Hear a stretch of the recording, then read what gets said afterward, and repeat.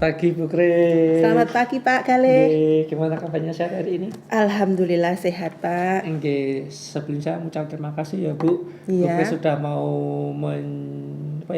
memberikan waktu luangnya untuk ngobrol sama saya. Kemarin itu kan Ibu WA saya menceritakan tentang kondisi siswa Ibu di kelas Iya. Itu gimana Ibu?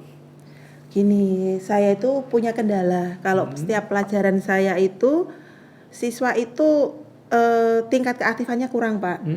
Mungkin kalau yang aktif sih memang ada, tapi mungkin rata-rata per kelas ya minimal 3 siswa itu ada yang aktif. Cuman menurut saya kok cuma sedikit, ada masalah apa dengan saya, atau mungkin cara mengajar saya kurang menyenangkan, atau mungkin mereka nggak suka sama saya itu sebenarnya jadi penasaran, jadi gimana ya, kayak bikin dilema gitu buat saya. Baik, berarti tujuan kita ngobrol kali ini itu apa yang ingin Ibu harapkan dari obrolan kita ini? Ya, saya pingin mungkin Pak Galeh bisa membantu saya gimana caranya supaya siswa-siswa itu paling nggak ya 90% itu jadi aktif. Karena mungkin siswa itu mungkin dari rumah ada masalah keluarga, mungkin ada masalah pribadi kan, anak zaman now kan nggak seperti zaman dulu ya. Mungkin beda zaman mungkin seperti itu. Gimana caranya supaya saya itu membuat anak-anak itu aktif, mungkin merasa asik, nyaman ketika pelajaran matematika, dan mereka itu bisa paham, bukan hanya pura-pura paham gitu. Kan kadang anak-anak paham, diam pura-pura paham, mungkin gitu ya, biar segera selesai pelajaran, mungkin seperti itu. Pengen segera selesai ganti guru atau mungkin segera istirahat gitu. Baik, berarti ini nanti kita harapannya bisa menemukan solusi gimana caranya anak nanti bisa lebih aktif dalam pembelajaran Baik. Berarti untuk sukses tidaknya pembelajaran Ibu harapkan itu berarti ke anak-anaknya lebih aktif Iya. Oke. Terus gini Bu, sebenarnya kan Ibu tadi ingin anak-anak itu lebih aktif ya dalam proses pembelajaran Bu. Apakah ada hambatan yang mungkin menyebabkan proses pembelajaran itu menjadi kurang aktif waktu niku? Menurut Ibu apakah ada? Apa ya hambatannya? Mungkin dari kurang anak atau dari ibu kan ada hambatannya? Ya, itu hambatannya saya juga kurang paham. Mungkin cara mengajar saya yang kurang menyenangkan, atau bagaimana saya juga nggak paham. Dan kadang kalau saya ngasih tugas itu juga tidak semua mengerjakan. Oke, tugas mungkin tugas rumah soal mungkin tidak semua mengerjakan. Terus kadang kalau di kelas juga saya ngasih tugas mungkin hanya sebagian juga yang mengerjakan. Misal sudah saya tugas kelompok. Kalau tugas kelompok biasanya jalan. Cuman kan kalau tugas kelompok itu kan kelihatan, yang bekerja ya bekerja, yang enggak. Ya. Gitu. Kalau misalkan tugas mandiri itu ada sebagian siswa mengerjakan, tapi sebagian siswa yang lain mungkin menunggu jawaban temennya. Jadi kopas saja. Kelihatan seperti itu. Atau mungkin ada yang santai-santai malah pura-pura mengerjakan, sebenarnya nggak mengerjakan. Iya, seperti itu. Gitu. Saya juga kurang begitu paham masalahnya di mana. Ya, seperti itulah. Bagi gini Bu, tadi kan masalah Ibu menyampaikan hambatannya ada dari cara pengajaran, dari mungkin tugasnya ya. Nah, saya boleh tahu tidak Bu, ketika Ibu mengajar itu seperti apakah gambarannya? Ya, mungkin saya kadang ngasih video atau mungkin PPT, tapi itu jarang sekali karena saya nggak buat banyak. Tapi yang lebih sering itu saya menjelaskan materi. Habis itu saya memberi contoh, habis itu tugas mandiri, mungkin beberapa soal, habis itu tugas kelompok. Tapi saya seringnya tugas mandiri, tugas kelompok. Iya, tugas kelompok itu jarang-jarang saya. Karena kalau menurut saya kok lebih bisa mengena tugas mandiri. Kalau tugas kelompok saya sering ngecek, pernah coba itu. Kalau tugas kelompok itu mungkin saya hanya kelompoknya biasanya kecil cuma 4. Oh gitu ya. Biasanya dari berempat itu paling yang ngerjakan 1-2. dari kelompok tersebut. Bahkan ada satu kelompok yang semuanya diem. Mungkin karena nggak bisa atau males, saya juga nggak paham seperti itu. Kalau tugas mandiri itu ya tetap ada kemauan mengerjakan, tetapi ada tetap juga yang nggak mengerjakan lah itu, membingungkan di situ. Tapi itu di satu kelas dengan kelas yang lain beda Pak sebenarnya. Oh memang karakter kelasnya. Iya mungkin ada kelas yang semuanya aktif juga ada. Ada yang kelas yang gimana ya, mungkin malas mengerjakan buat apa. Gitu mungkin. Beda-beda. Nah terus begini Bu, itu kan tentang hambatannya gitu dari cara mengajar. Ibu kan tadi menjelaskan gitu, menjelaskan terus memberikan tugas yang banyak kemandirinya. Iya. Seperti itu. Nah, ketika Ibu mengajarkan dengan menjelaskan, berarti anak dilibatkan juga kah? Iya. Untuk mengerjakan latihan-latihan soalnya. Iya. Ngoten niku nggih. Iya. Itu ada keaktifan tidak Bu untuk anak-anaknya atau mungkin harus ditunjuk dulu keaktifan dalam ikut serta. Kadang saya tanya adakah yang mau mencoba ke depan mengerjakan? Ya beda kelas lagi juga Pak. Kalau ada kelas tertentu berebut. Ada yang satu kelas lain mungkin saya harus nunjuk atau mungkin saya kasih sekarang tanggal berapa? Tanggal 2 misal. Oke, absen 2 ke depan misal gitu. Ya beda-beda kelasnya. Iya. Berarti nggak siap ya berarti anak ya. Iya beda kelas beda. Gitu. Beda model. Nah, terus begini Bu, itu kan tentang hambatan gitu. Kemudian dari kondisi anak juga nggih Bu ya. Iya. Yang mana anak itu kan ternyata untuk antusiasmenya menurut Ibu masih kurang nggih. Iya. Dimana kan untuk mengerjakan tugasnya mandiri, terus ikut serta dalam proses pembelajaran itu juga masih rendah. Mungkin ada yang kelasnya bagus, ada yang kelasnya rendah. Nah, kemudian untuk yang Ibu ingin capai tadi kan anak lebih aktif nggih. Iya. Nah, dari kondisi yang sekarang ini, itu kalau ada rentang angka 1 sampai 10, itu proses pembelajaran anak ini yang Ibu berikan ini sampai di rentang berapa Ibu ya? Berapa ya? Kira-kira aja lah. 7 mungkin ya. 7 ya. Berarti dengan 7 itu anak sudah 50% lebih ya untuk yang proses pembelajarannya aktif itu kah? Oh, enggak ada. Oh, enggak ada, belum ada. Apa 5 aja kali ya malahan. Ya? Iya, separuh aja ya. Ada separuh yang aktif, separuh yang kurang aktif. Iya. Lalu nanti yang ketika pembelajaran berikutnya, kita pasti harapan Ibu jadi lebih baik lagi nih. Ada peningkatan nih. Itu harapan Ibu nanti ada proses perbaikan di proses pembelajarannya. Itu harapannya skala berapa Bu? Setelah tadi 5, mungkin kedepannya nanti Ibu harapannya ke 6 kah, ke 7 kah, atau berapa?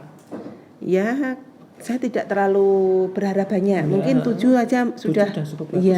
Iya. Soalnya memang materi kelas 10 ini itu sangat banyak. Oh, banyaknya itu? Ada 7 KD untuk per semesternya. Jadi mungkin kayak dikejar-kejar materi juga. Jadi kalau mengulang-ulang itu sepertinya waktunya nggak cukup juga. Nggak cukup nggih. Berarti dari 7 KD itu untuk waktu yang disediakan dalam pengajaran juga kurang terbatas. Iya, 1 semester. Soalnya dalam kelas 10 ini ada 14 KD yang harus dipelajari. Iya, jadi dibagi 2, 7 nggih. Iya. Oh gitu. Nah, terus ini tadi kan Ibu menyampaikan tentang hambatannya dan skalanya. Iya. Rencana ke depan nih, apa yang Ibu perlu siapkan supaya nanti pembelajarannya itu lebih aktif lagi Bu? Kira-kira apa Bu rencananya? Mungkin dari cara pengajaran Ibu kah? Atau mungkin mejanya mungkin perlu dibuat seperti apakah? Bagaimana rencana ini ke depannya? Ya, rencana ke depan saya pingin anak-anak itu lebih aktif dan mereka juga mudah paham, mudah mengerti. Bukan hanya pura-pura bisa gitu ya. Tapi benar-benar bisa dan mereka kalau dites itu benar-benar mampu menyelesaikan masalah atau mengerjakan soal. Nah, itu saya juga mungkin mungkin cara mengajarnya mungkin ada masukan mungkin dari Bapak malahan. Nah, oke. Kalau misalkan masukan Ibu tadi kan Ibu menjelaskan di saat menjelaskan gitu. di proses pengajaran itu banyak menjelaskan. Nah, terus dari anak kan juga dilibatkan untuk prosesnya.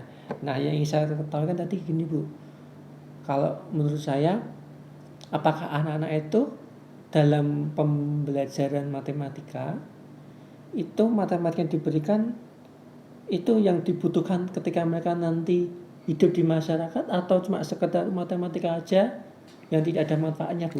Kalau bisa tahu. Kalau saya mengajarkan sesuai silabus KI dan KD, KI dan KD. Karena kita di bawah naungan MGMP juga ya Pak. Nah, kita kan ada kesepakatan menggunakan KI KD yang ini. Yang itu. Iya. Jadi saya mengajarkan sesuai KI dan KD. Itunya. Iya. Terus kalau mengajarkan sesuai KI KD, kata anak kurang aktif nih di dalam kelas. Iya. Nah, pernah nggak kepikiran Ibu dalam mata itu, coba kalau di kelas mungkin kurang aktif, kurang menarik, mungkin dicoba di cara lain? Di luar kelas di itu? Di luar kelas pernah? Kepikiran? Belum. Nah, mungkin bisa jadi Ibu mencoba proses pembelajaran di luar kelas, yang mana mungkin bisa menerapkan juga kan Bu, matematika di sekolah diterapkan langsung ke dalam dunia nyata. Misal ngukur tinggi pohon gitu. Betul ya Pak ya. Sekali Bu, ada bayangannya. Ngukur tinggi beneran gitu. Betul, tinggi beneran. Nah, itu pernah nggak dicoba hal ini mungkin? Belum. Nah, itu kan berarti kalau saya boleh masukkan Ibu nggih. Iya. Itu kan berarti mungkin ada kalanya juga kita mencoba hal yang baru Bu. Kan ngoten niku nggih. Iya. Ketika di kelas mungkin kita hanya duduk, ada banyak yang ngantuknya. Iya. Mungkin kita coba menerapkan langsung ke alam nyata kehidupan sehari-hari. Nah, mungkin ada nggak KD yang bisa kita sangkut pautkan dengan? Iya, mungkin bisa mengikat tinggi pohon itu materi trigonometri. Iya, perbandingan ya. Iya. Perbandingan tinggi trigonometri. Iya. Nah, itu kan juga bagus kan itu Bu itu. Iya, tapi udah berlalu itu KD yang pertama semester ini. Nah, ini mungkin ada KD yang berikutnya bisa diterapkan lagi. Mungkin bisa juga ya. Ada lagi mungkin KD-KD yang lain seperti apa? Mungkin mencari luas segitiga sembarang. Tapi kalau di dunia nyata itu segitiga sembarang itu langka ya kita temui Pak. Bisa Ibu buat sendiri. Oh iya, buat coba sendiri ya. Dan kita ada lapangan atau ini iya. Kan? Nah, bisa itu nggih. Di garis-garis gitu ya. Iya. Jadi kan ketika mungkin ketika pembelajaran di kelas menjemukan, mungkin kurang aktif. Nah, ini kan tadi udah mencoba dibawa ke luar kelas ngoten. Nah, berarti kan ada hal yang baru yang bisa kita coba kan Bu. Ngoten niku. Nah, itu rencananya kira-kira mau kapan Bu untuk diterapkan? Yang paling tidak kan matematikanya di kelas kita coba bawa ke kehidupan sehari-hari, sehingga kan kalau dipraktekkan kan siapa tahu Bu, kan ngoten niku. Anak-anak lebih aktif dengan tugas ngoten niku. Iya.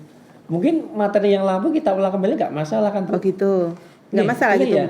Misalkan kita membahas materi KD yang awal-awal nggak apa-apa? Nggak apa-apa kan boleh kan Bu? Gitu, boleh aja. Paling nggak paling tidak kan ada pengulangan nggih. Iya. Seperti itu nggih.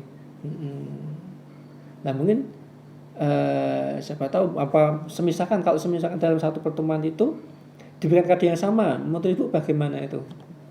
Maka mampu atau mungkin perlu diberikan tambahan KD yang sudah terlewati, mungkin dipraktikkan dari kehidupan senyata, mungkin bagi kelompok kecil-kecil kah?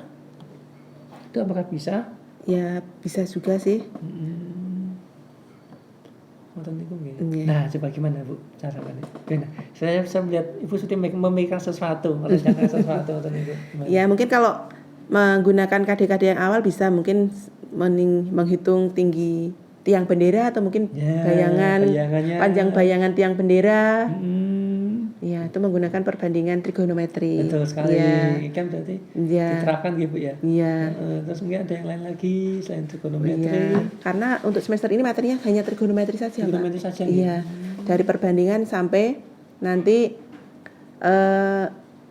luas segitiga sembarang. Segitiga. Iya. Ada bangun selain segitiga, Bu? Ada bangun lain selain segitiga? Ada bangun lain, kayaknya kita yang diplek-plek, ya lingkaran mungkin. Lingkaran itu ya. Tapi kita tetap kalau trigonometri itu yang difokuskan adalah segitiga. Segitiga dulu ya. Iya. Oh gitu. Nah berarti kan, nah ini saya tunggu nggih untuk rencana penerapannya Bu Kris ini untuk mengajak anak-anak ini belajar dari kelas menuju ke ruang terbuka nggih. Oh ya. Ini kapan nih Bu mau dilaksanakan? Mungkin nanti kita bicarakan tersendiri bisa nggak? Oke, ya, bisa boleh ya. Paling tidak dalam waktu dekat ini nggih. Iya. Bisa direncanakan nggih. Iya. Ngoten. Nah, kalau tadi kita umpamanya Ibu ya, rencana Ibu mengajak anak belajar di ruang terbuka, terus menerapkan matematika secara nyata di kehidupan sehari-hari. Itu tolak ukur keberhasilannya bagaimana Bu? Kalau Ibu tahu anak ini bisa dan belum bisa itu dari mana? Tolak ukurnya ya dari hasil ketepatan mereka menghitung dari mengukur jarak atau mungkin tinggi sesuatu yang kita berikan ke siswa itu di dunia nyata. Iya. Berarti kalau anak sudah bisa mengukur, mengetahui kondisi nyata di kehidupan sehari-hari menggunakan mesin matematika, berarti udah termasuk berhasil Ibu nggih? Iya. Oke, terima kasih nanti seperti itu nggih Bu. Nah, kemudian Ibu kira-kira siapa yang bisa Ibu ajak kerjasama untuk membantu proses ini? Guru apa murid ini? Monggo, mau guru boleh, mau murid boleh. Yang bisa Ibu ajak kerjasama untuk membantu proses pembelajaran Ibu. Kalau ini ya mungkin sesama guru matematika saja mungkin ya. Boleh ya untuk menemani gitu. Iya. Ini ada teman atau guru matematika yang teman mungkin yang longgar, Pak Fani mungkin Pak ya. Fani, iya, kalau Pak Tup kan baru nulis ijazah hanya seminggu ini waktunya. Iya. Oke, berarti Pak Fani ya. Iya. Ketika longgar bisa minta bantuan gitu. Iya, lagian beliau kan ngajar kelas 12. 12 ya berarti. Sudah enggak mengajar sekarang. Lagi, ya. Oke. Berarti bisa dimintai bantuan untuk mendampingi nggih? Iya. Oke, betul sekali. Nah, Ibu ini kemudian komitmen Ibu ke depannya apa nih Bu untuk rencana Ibu untuk proses pembelajaran nantinya? Komitmen saya ya mau memberikan ilmu sesuai kemampuan saya kepada para siswa yang saya didik supaya mereka mampu memahami, menguasai materi pelajaran matematika khususnya ya. Sesuai dengan bakatnya mereka. Betul. Iya, seperti itu. Tapi ya mungkin kalau saya kurang cara penyampaian saya kurang, mungkin saya bisa mencari tambahan ilmu dari internet atau mungkin diklat atau mungkin dari teman-teman gitu. Nah, betul. Ya, mungkin saya bisa tanya-tanya karena semakin kesana kan menurut saya ilmunya itu kan semakin bertambah terus. Iya, betul sekali. Ya, kita tidak harus selalu mengacu pada metode zaman dulu. Betul sekali ya, seperti itu. Beda, Bu, ya. Ya, jadi betul. Misal yang muda itu lebih paham, tuh nggak ada salahnya saya bertanya. Luar biasa ya, sekali, kita tuh tidak harus malu bertanya sama yang lebih muda karena apa? Tua itu belum tentu tahu segalanya, gitu menurut saya. Jadi bertanya kepada yang muda itu menurut saya nggak masalah, tetapi dan saya harap yang muda-muda itu juga jangan gimana ya, tinggi hati. Aku loh anak milenial tuh pandai.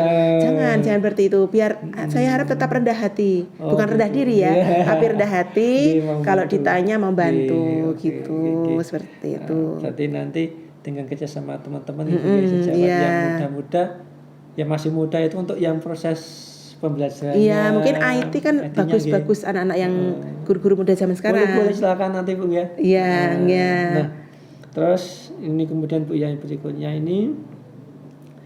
Nah, jadi setelah ini kan nanti Ibu akan melaksanakan proses pembelajaran. Oke.